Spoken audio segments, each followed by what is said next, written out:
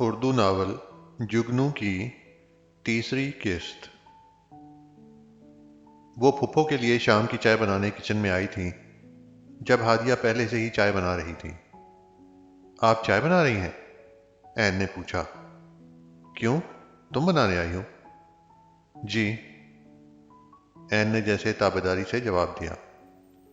लो, भला तुम क्यों बनाओगी? मैं हूं ना। तुम तो हुक्म चलाने के लिए आई हो ना। तुम हुक्म चलाओ, मैं हूं ना काम करने के लिए। वो तो जैसे भरी बैठी थी। हदीद के कहने पर अम्मी ने जो बात हादिया से कही थी, जो बातें उसे सुनाई थीं, ये शायद उसी का नतीजा था। आप ऐसे क्यों कह रही हैं भाभी? हाँ, तुम तो मासूम हो ना। तुम्हें तो कुछ पता ही नहीं।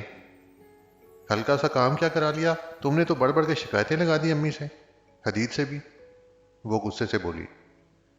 मैंने तो किसी को शिकायत नहीं लगाई, वो रुंधी हुई आवाज में बोली। वो भला कब ऐसे रवैयों की आदी थी? तो क्या फिर हदीद को ख्वाब आ रहे हैं? हादिया को सही तब चढ़ी हुई थी। आ गई मेरी बहन का हक भी छीन लिया तुमने। हादिया उसकी बात पर इंतहाई गुस्से से बोली। ऐन ने हैरत से देखा। मैंने कैसे छीना आपकी बहन का हक? उसने भीगी आवाज में पूछा। मेरी बहन आने वाली थी इस घर में उसी का हक था, लेकिन तुम आ गई हो ना उसका हक मारने। ऐन के गले में गिल्टी उभर कर मासूम हुई। ये चाय ले लो भाई, वरना शिकायत लगा दोगी कि मैंने तुमसे चाय बनवाई। पकड़ो कप। हादिया ने ट्रे में कप रखकर उसे ट्रे थमाई और चाय डालने लगी, लेकिन ऐन तो उसकी बातों से ही उलझ गई थी। वो जो हदीद की बातों पर थोड़ा पुरसुकून हुई थी, अब दोबारा परेशान हो गई थी। हादिया ने एक नज़र देखा, लेकिन वो तो अपनी ही सोचों में गुम थी। वो हल्का सा मुस्कुराई और चाय ऐन के हाथ पर गिरी। उफ, वो एकदम चीखी। ध्यान कहाँ है तुम्हारा? अब जाके कह दोगी कि मैंने किया है ये। हादिया ने उसे लताड़ा। सॉरी भाभी। आंखों में एकदम आंसू आए। आप ये चाय रहने दें। वो कप वहीं रखकर कमरे में चली गई।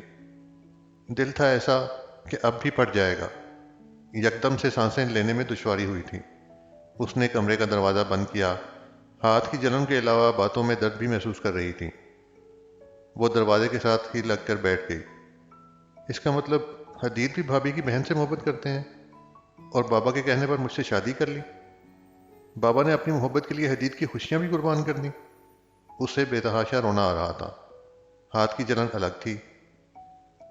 बाबा, आज आपने साबित कर दिया है कि आपने मुझसे कभी प्यार किया ही नहीं। आपने मुझे पहले से ही एक ऐसे शख्स की ज़िंदगी में भेज दिया जो पहले से कहीं और। आगे उससे बोला नहीं गया। शाम के लिए उसने जो कपड़े निकाले थे वो दोबारा अलमारी में रख दिए। एक एहसास कमतरी उसके अंदर आ गई थी। बाज़ गलत फहमियाँ इंसानों को गुमराह कर देती हैं, और शायद वो भी गुमराह हो रही थी। बाबा, आपने ऐसा क्यों किया? क्या आपको अपनी औलाद से, यानी सिर्फ मुझसे, कभी प्यार ही नहीं था? वो दरवाजे के साथ लगकर रो रही थी। उसे अपना रिश्ता बनाने में, मजबूत करने में जो करना पड़ रहा था वो कर रही थी, लेकिन उसकी नज़र में तो उस रिश्ते की बुनियाद ही गलत हो गई थी। आज हादिया के मुंह से सुनने के बाद उसका रिश्ता मजबूत ना सही, प्यार से भरा ना सही, लेकिन उसे तकलीफ हुई थी। जलन की तकलीफ को एक तरफ रखे, उसे उस अल्फाज से ही बेपनाह तकलीफ हुई थी। वो बंद दरवाजे के साथ टेक लगा के आंखों पे हाथ रखकर रो रही थी। जिंदगी उसकी औकात से ज्यादा कुर्बानियां मांग रही थी। कितनी देर तक वो अपनी एहसास कमतरी पे रोती रही, फिर थोड़ी देर बाद आंसू साफ करके उठी, पानी पिया और लैंप ऑफ करके लेट गई। आज हदीद को ऑफिस की तरफ से गाड़ी मिलनी थी। वो इसमें उसे लेकर जाना चाहता था, लेकिन वो ये भी जानता था कि अगर वो ले गया तो बहुत सी बातें बननी थी, और उन बातों में सबसे ज़्यादा हादिया भाभी की होंगी। इसलिए उसने गाड़ी का सरप्राइज कल पर रख दिया था। आज वो सिर्फ उसे डिनर पर लेके जाना चाहता था। वो ऑफिस से 8 बजे घर आ गया था। ऐन उसके इंतज़ार में बैठी होगी, ये सोच के वो लंबे लंबे कदम उठाता कमरे की तरफ गया। जैसे ही दरवाज़ा खोलकर अंदर आया, उसे एक ज़ोरदार धचका लगा। खिड़की के पर्दे भी गिरे हुए थे। कमरे में बेतहाशा हब्स थी। मुकम्मल अंधेरे में डूबा ये कमरा उसे अपना नहीं लग रहा था। एक पल के लिए उसे लगा ऐन कमरे में मौजूद नहीं, लेकिन ये गलतफहमी अगले ही पल हवा हुई जब उसने कमरे की लाइट्स ऑन की। वो लान के मैरून प्रिंटेड सूट में मलबूस आंखों पर हाथ रख के लेटी हुई थी। लाइट ऑन होने पर भी उसने आंखों से हाथ नहीं हटाया, जैसे ये रोशनी उसकी आंखों में चुभ जाएगी। हदीद चलता हुआ उसके करीब आया और आकर बेड पर बैठ गया। कई लम्हे वो ऐन को देखता रहा, समझने की कोशिश करता रहा कि क्या हो रहा है। ऐन, तुम तैयार नहीं हुई अभी तक? वो खामोश थी, बिल्कुल खामोश, जैसे वो ना बोलकर अपने आंसू छुपा रही थी। किसी ने कुछ कहा है आपसे? हदीद ने अंदाज़ा लगाया। उसने मुख्तसरन सा सिर्फ कहा। हदीद की रगें तन गई थीं। क्या कहा है भाभी ने ऐन? बताओ मुझे। ऐन ने हाथ हटाकर एक नज़र उसे देखा। मैं आपसे एक रिक्वेस्ट करूं? ऐन ने उसे देखते हुए कहा। ऐन, उसने आहिस्ता से उसे पुकारा। वो कई लम्हे उसे देखती रही, फिर आहिस्ता से बोली, आज के बाद आप मेरे लिए मत बोलिएगा। जो जैसा चल रहा है उसे चलने दें। ये कहने के लिए तुम्हें भाभी ने कहा है? हदीद ने आहिस्ता से पूछा। उसकी बात सुनने के बाद ऐन को सही मानों में गुस्सा आया था। मैं इतनी बेवकूफ़ नहीं हूं कि जो भाभी कहे मैं वो आपके आगे बोल दूं। तो फिर ये सब क्यों कह रही हो? क्योंकि मैं इस घर का सुकून बर्बाद नहीं करना चाहती। ऐन की सिर्फ जुबान बोल रही थी, आंखें खामोश थीं। और तुम्हारे सुकून का क्या? वो चाहे बर्बाद होता रहे। ऐन, मैं जानता हूं कि मैं अभी अलग घर अफोर्ड नहीं कर सकता, लेकिन बहुत जल्द मैं खुद को इस काबिल बना लूंगा कि तुम्हारा सुकून बर्बाद ना हो। ऐन को अब उसकी बात पे तप चढ़ी थी। मैंने आपसे अलग घर नहीं मांगा, मैं इसी घर में खुश हूं। मेरा सुकून बर्बाद नहीं हो रहा, लेकिन मेरी वजह से घर का ज़रूर हो रहा है। लहजे में नाराज़गी का अंसर नुमाया था। और मैं बस अब इतना चाहती हूँ कि आप अब घर के मामले में ना पड़ें। मेरे ज़िम्मे जो काम है वो मैं सुकून से कर रही हूँ, और मैं अपना काम खुद कर सकती हूँ, चाहे तुम्हें तकलीफ भी बर्दाश्त करनी पड़े। वो अब भी वहीं पर अटका हुआ था। देखो ऐन, मैं समझता हूँ जो तुम कह रही हो, लेकिन अपना भी तो सोचो। तुम्हें डस्ट एलर्जी है, तुम इन सब की आदी नहीं हो। हदीद तहम्मुल से उसे समझाने की कोशिश कर रहा था। मैं आदी हूं या ना हूं, इन बातों से अब कोई फर्क नहीं पड़ता। और रही बात एलर्जी की, तो हदीद, वो एक दिन होगी, 2 दिन होगी, लेकिन तीसरे दिन वो भी नहीं होगी। ऐन, हदीद ने बेबस होकर पुकारा। तुम्हारे हिस्से के काम के लिए अरशीन है, वो कर लेगी। उसकी बात पे ऐन हल्का सा हंसी थी। अरशीन इंसान है ना? उसकी बात पर हदीद ने खफा नजरों से इसे देखा था। वो पहले कॉलेज जाएगी, फिर घर के काम करेगी, फिर पढ़ाई का वक्त कब निकालेगी? और घर में 2 भाभीियों के होते हुए भी हमें जेब नहीं देता कि हम उससे नौकरों की तरह काम करवाएं। बात तो उसकी भी ठीक थी, लेकिन हदीद जो कर रहा था वो एहसास था। मैं ऐसे ही खुश हूं हदीद। ये काम, हल्की सी तकलीफ मुझे मंजूर है, लेकिन यकीन करें मैं सुकून में हूं। अच्छा ओके, मान लिया। अब खाने के लिए चलो मेरे साथ। मुझे भूख नहीं है, वो बेजारी से कहकर दोबारा लेटी। ये तुम सुकून में हो? इसने जैसे सवाल किया। हदीद, मैं खाना खा चुकी हूँ। उसने यकीन दिलाने के लिए सफ़ेद झूठ बोला। हदीद जानता था कि वो झूठ बोल रही है। अच्छा ओके, ये भी मान लिया कि तुमने खाना खा लिया है, लेकिन मेरे लिए नहीं चल सकती? ऐन ने उसे एक नज़र देखा, फिर आहिस्ता से बोली, मैं 5 मिनट में रेडी होके आती हूँ। हदीद ने सर इस बात में हिला दिया। हदीद उठ के बाहर चला गया, अम्मी को बता के वो बाइक निकाल कर खड़ा था जब ऐन सर पर दुपट्टा लेके बाहर आई। वो कई लम्हे उसे आते हुए देखता रहा। ऐन ने एक नज़र बाइक को देखा, फिर एक नज़र हदीद को। अब वो बाइक पर बैठ चुका था।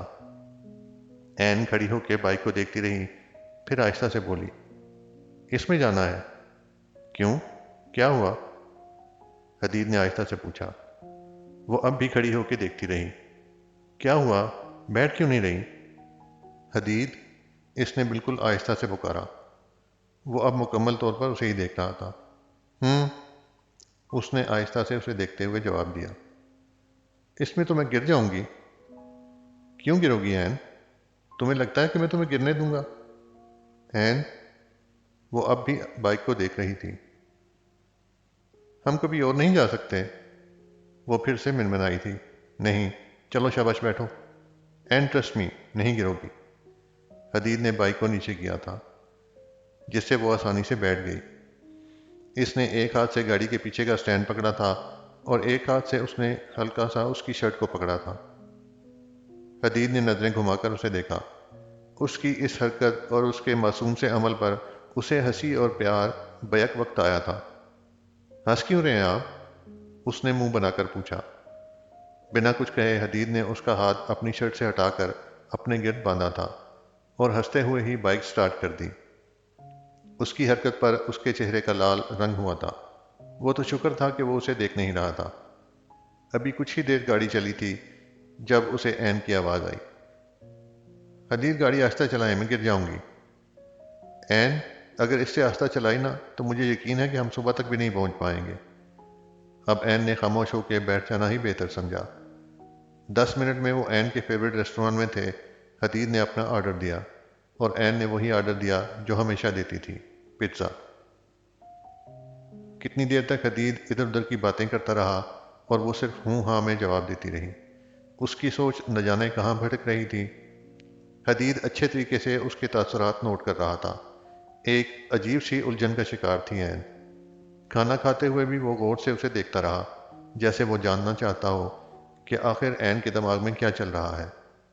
उसे भूख तो लग रही थी, लिहाजा वो खामोशी से सर झुकाए पिज़्ज़े से इंसाफ कर रही थी। मैं आज मामू के गया था। खाते हुए एन के हाथ एकदम रुके। उसके चेहरे के तासुरात भी बदले, जिसे हदीद ने नोट किया। लेकिन एन खामोश रही, खामोशी से खाना खाती रही। तुम कल चली जाना, वो बोल रहा था। तुमने इनका फ़ोन भी नहीं उठाया? मामू, मानी, बुरहान सब मिस कर रहे थे। कल मैं ऑफिस से जाते हुए तुम्हें छोड़ दूंगा और वापसी पर ले आऊँगा। वो खामोश थी और वो अपनी धुन में बोलता जा रहा था। मैं नहीं जाऊंगी, एन ने आहिस्ता से कहा। हदीद ने रुककर उसे कदरे ताज्जुब से देखा, फिर बोला, क्यों? क्योंकि घर में बहुत काम होते हैं। उसकी तुम फिक्र ना करो। लेकिन मैं फिर भी नहीं जाऊंगी। उसका लहजा अटल था। मैं फिर कभी चली जाऊंगी, अभी मेरा दिल नहीं है, उसने नॉर्मल होकर कहा था। एन, हदीद ने जैसे बेबस होकर उसे पुकारा था। एन ने उसे नजरें उठा के देखा। क्या तुम इस रिश्ते से राजी नहीं थी? उसकी बातों से उसने यही नतीजा अखज़ किया था। उसकी आवाज़ अब भी आहिस्ता थी। ये आपसे किसने कह दिया हदीद? मुझे इस रिश्ते से कोई मसला नहीं है और मैं अपने घर में बहुत खुश हूँ, उसने उसे देखते हुए जवाब दिया। तो फिर मसला क्या है एन? हदीद ने नरमी से उसका हाथ पकड़ के कहा, जैसे वो गुत्थी सुलझाना चाहता हो लेकिन सुलझा ना पा रहा हो। बताओ एन, मुझे बताओ, शेयर करो मुझसे। तुम्हारा मसला मेरा मसला है एन। क्या बात है जो तुम्हें परेशान कर रही है, जिसे तुमने अपने अंदर छुपाया हुआ है?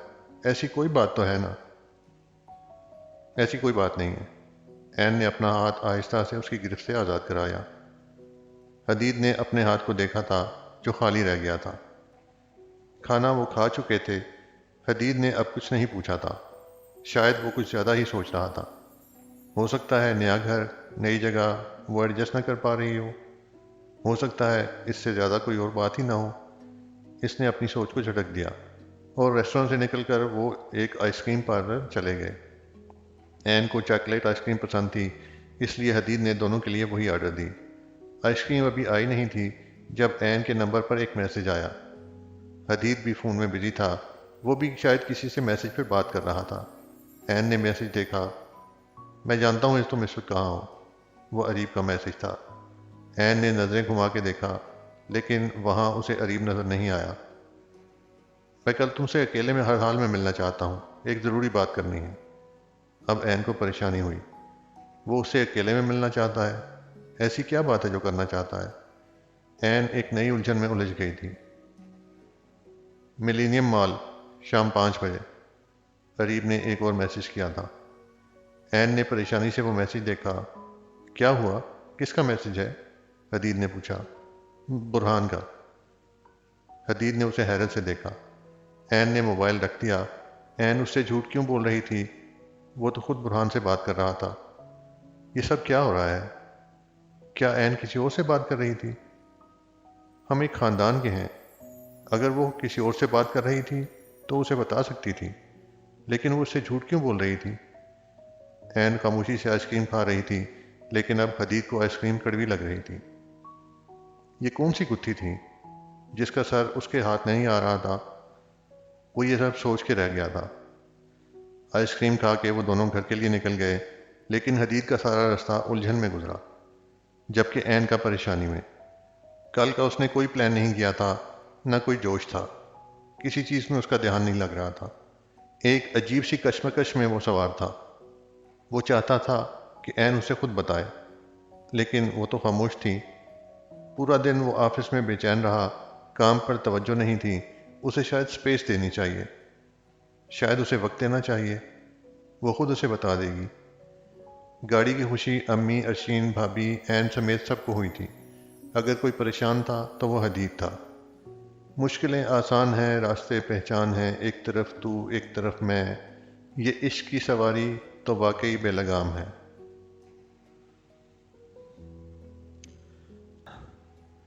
आज इतवार था, इसलिए हदीद की सुबह काफ़ी देर से हुई थी, लेकिन ऐन का इतवार तो शायद कभी आना भी नहीं था। सुबह 11 बजे का वक्त था जब हदीद फ्रेश होकर वॉशरूम से निकला था और ऐन कमरे में दाखिल हुई थी।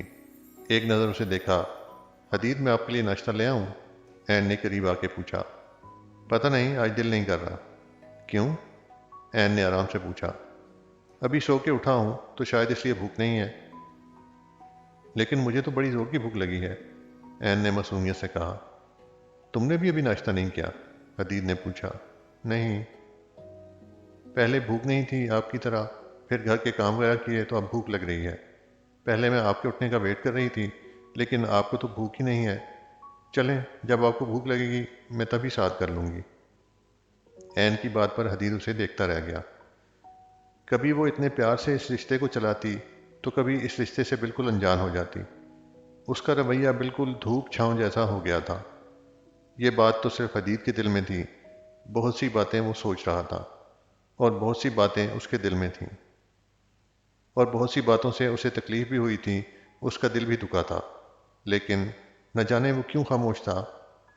उसे सवाल करने का पूरा हक था, और अगर वो चाहता तो सवाल कर भी सकता था, लेकिन वो भी उसकी तरह खामोश तमाशाई बना हुआ था, इसलिए कि शायद वो उसके भरम का खुद मान रखेगी। उसे इतनी अहमियत तो देगी कि वो खुद उसे आके सब कुछ बताएगी। अपने दुख, अपने सुख, सब कुछ उसे बताएगी। उससे कुछ नहीं छुपाएगी।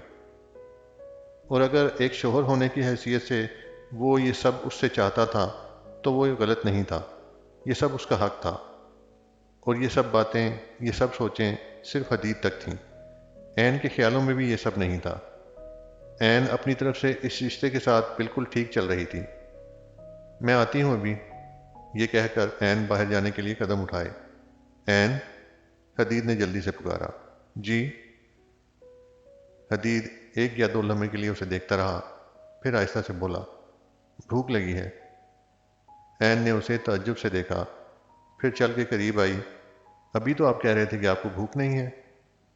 हदीद ने अपनी ही बात को याद करना चाहा। हाँ, कहा था, लेकिन अब भूख लगी है, और वैसे भी नाश्ता लाजमी करना चाहिए। जाओ, जल्दी लेकर आओ।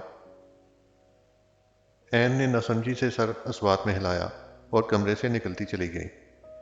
हदीद उसे जाता देखता रहा। कुछ देर बाद ऐन नाश्ता लेकर आई। हदीद ने चंद नवाले ही तोड़े थे, लेकिन वो सुकून से खाती रही। हदीद खाने से ज़्यादा उसके बोलने का इंतज़ार करता रहा, लेकिन उसकी खामोशी वैसे ही बरकरार थी। वो मसरूफ़ सी खा रही थी, और वो उसे देखता जा रहा था। वो देख रहा था, कभी उसके हाथ को, कभी उसकी पलकों को, कभी उसकी झील जैसी आंखों को, जिनमें हज़ारों राज छुपे हुए महसूस हो रहे थे। वो बस बेबसी से देख रहा था।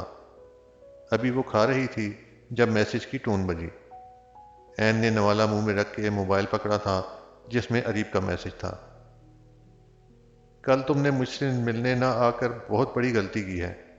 आज का वक्त है, अगर तुम मिलने ना आई तो। मैसेज पढ़कर एकदम उसके चेहरे का रंग बदला, जिसे हदीद ने बड़ी गहरी नज़रों से देखा, लेकिन वो खुद को कंपोज करके बैठी रही। क्या हुआ? हदीद ने उसके चेहरे को देखते हुए कहा। कुछ नहीं। किसका मैसेज था? हदीद का लहजा नॉर्मल था। कंपनी वालों का। एन ने बुखला के जवाब दिया। अच्छा। हदीद ने कुछ नहीं पूछा। अब वो सही मानों में परेशान हो चुका था। कहीं ऐसा तो नहीं कि कोई रॉन्ग नंबर से परेशान कर रहा हो, या फिर कोई और बात? वो बस सोच कर ही रह गया। एन ने खामोशी से नाश्ते के बर्तन उठाए और किचन में चली गई। नाश्ते के बाद हदीद कुछ देर बैठा रहा, सोचता रहा। अब तक अपने किए हर अमल को, अपनी बात को, कहीं ऐसा तो नहीं कि एन को उसकी कोई बात बुरी लगी हो, लेकिन उसको कुछ ऐसा नज़र नहीं आया। फिर खामोशी से गैराज में चला गया। आज इतवार था और वो गाड़ी धोने का इरादा रखता था।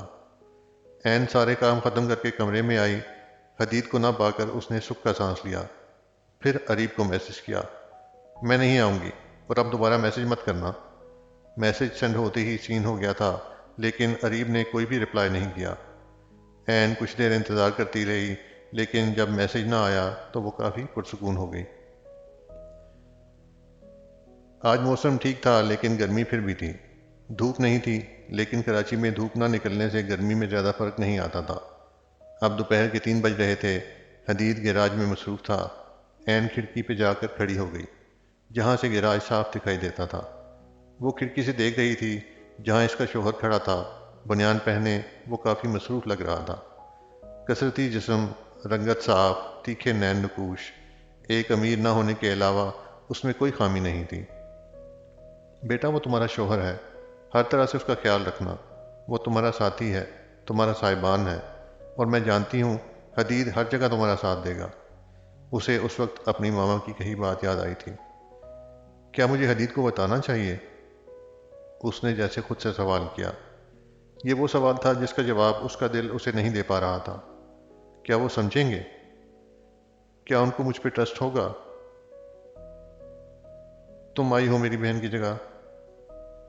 सोचों की कई लकीरें उस पर सवार थीं। वो क्या करें क्या ना करें, कुछ समझ नहीं पा रही थी। कहीं इस बात से हमारे रिश्ते पर असर ही न पड़ जाए, वो सोच के रह गई। लेकिन वो ये नहीं जान सकी थी कि बताने से नहीं, बल्कि छुपाने से उसके रिश्ते पर ज़रूर असर पड़ रहा था। अभी वो अपनी बातों में उलझी थी कि इसका फ़ोन बजा। हेलो निदा, कैसी हो? हाय एन, मैं ठीक।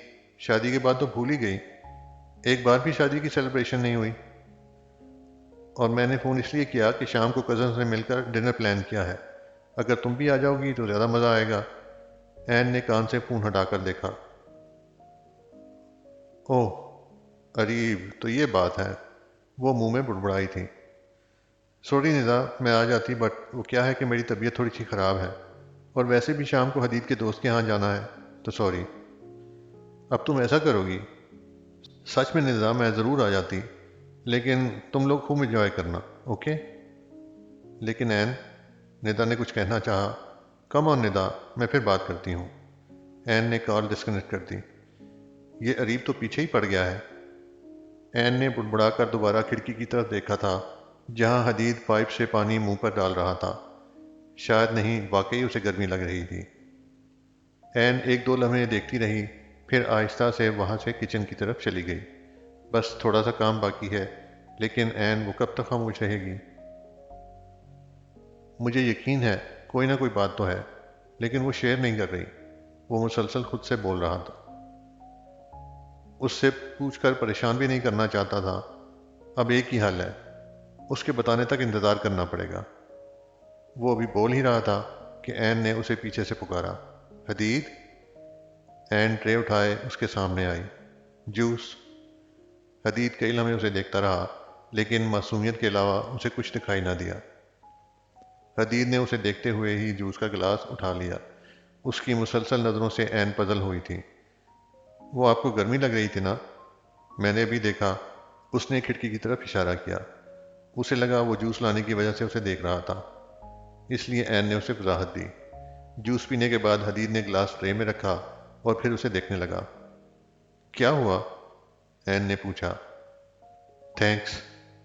हदीद ने आहिस्ता से जवाब दिया। एन ट्रे किचन में रखकर दोबारा गैराज में आई और सीढ़ी पर बैठ गई।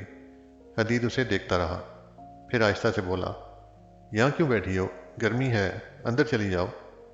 नहीं, मैं ठीक हूँ यहाँ। शायद वो अच्छी बीवी होने का फर्ज निभा रही थी और उसे वहां बैठा देखकर हदीद को उस पर जी भर के प्यार आया था। कुछ देर के लिए ही सही, लेकिन वो पीछे कुछ दिनों की सारी टेंशन भूल गया था। ऐसे ही पूरा दिन वो उसके साथ साथ रही। वो अपनी तरफ से शायद हदीद को ये यकीन दिला रही थी कि वो उसके साथ है, उसके साथ वफादार है। बाज़ औक़ात ये छोटे छोटे अमल हमें ज़िंदगी की बड़ी तबाही से बचा लेते हैं। शाम के 6 बज रहे थे जब ऐन कमरे में थी, तब हदीद फ़ोन पर बात करता अंदर आया। हदीद, दैट्स नॉट फेयर। तुम अपने दोस्त के यहाँ फिर कभी चले जाना। अभी ऐन को आने दो, निदा ने लहजा नॉर्मल रख के कहा। हदीद ने अंदर आकर ऐन को देखा जो अलमारी में मसरूफ़ थी। हम आ जाते, लेकिन सॉरी, फिर कभी। अपनी बीवी के झूठ का पर्दा रखना था, सो वो रख रहा था। कॉल डिस्कनेक्ट करके वो ऐन के करीब आया। ऐन? जी? अगर तुम जाना चाहती थी तो चली जाती, तुम्हें कभी नहीं रोकता मैं। लेकिन तुमने झूठ क्यों बोला? आप किसके बारे में बात कर रहे हैं? जो निदा की कॉल आई थी उसी की बात कर रहा हूँ। हदीद का लहजा खफा था। आपको किसकी कॉल आई? ऐन ने पूछा। निदा की। अच्छा। ऐन ने सुख का सांस लिया। तुम गई क्यों नहीं? उसका रवैया हदीद की समझ से बाहर था। ऐसे ही, दिल नहीं था और सर में भी दर्द था। मैंने पहले मना किया था, लेकिन वो बार बार कह रही थी, इसलिए आपके दोस्त के यहाँ जाने का बहाना लगा दिया। सॉरी। दिल क्यों नहीं है तुम्हारा? और अगर सर में दर्द है तो मेडिसिन क्यों नहीं ली? क्या बात है ऐन? मुझे बताओ, मुझसे शेयर करो। अब हदीद ने खुद ही पूछ लिया था। आपको ऐसा क्यों लगता है? मैं जानता हूँ ऐन। हदीद ने उसका हाथ पकड़ा था। मैं जानता हूँ ऐन, तुम्हारे दिल में कोई बात है जो तुम्हें परेशान कर रही है। दिल में रखने से तकलीफ होगी सिर्फ। मुझे बताओ, शेयर करो, मैं हल निकालूंगा उसका। हदीद ने नरम और प्यार से भरे लहजे में पूछा। नहीं, आप ज़्यादा सोच रहे हैं। ऐसी कोई बात नहीं है। ऐन ने उसे यकीन दिलाना चाहा। पक्का ना, ऐसी कोई बात नहीं है? हदीद अब भी मुतमईन नहीं था। जी, कोई बात नहीं है।